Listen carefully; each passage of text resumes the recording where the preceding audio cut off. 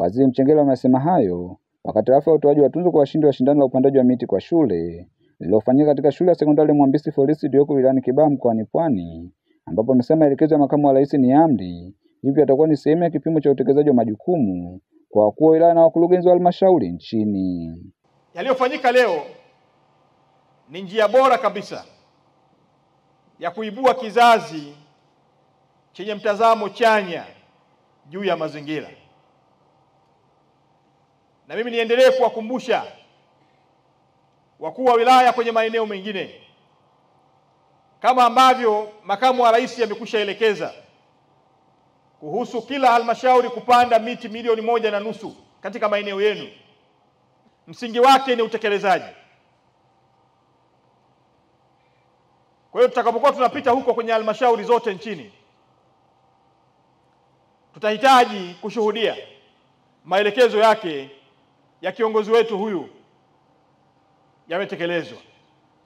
Na zoezi hili katika halmashauri zote nchini litakuwa ni sehemu ya upimaji wa utendaji kazi wa viongozi wenye mamlaka za serikali za mitaa kwa wakuu wa wilaya, wakurugenzi wa halmashauri pamoja na makatibu tawala wa wilaya katika maeneo yenu. Nitarejea. Maelekezo ya makamu wa rais itakuwa ni sehemu ya kipimo chenu cha kazi kwa wakuu wa wilaya kote nchini, wakurugenzi wa halmashauri kote nchini, makatibu tawala katika wilaya zetu kote nchini, ninyi na wasaidizi wenu. Maelekezo ya makamu wa rais itakuwa ni moja ya kipimo chenu cha utendaji wa kazi katika mamlaka ambayo Mheshimiwa Rais ameyakasimu katika wilaya zenu.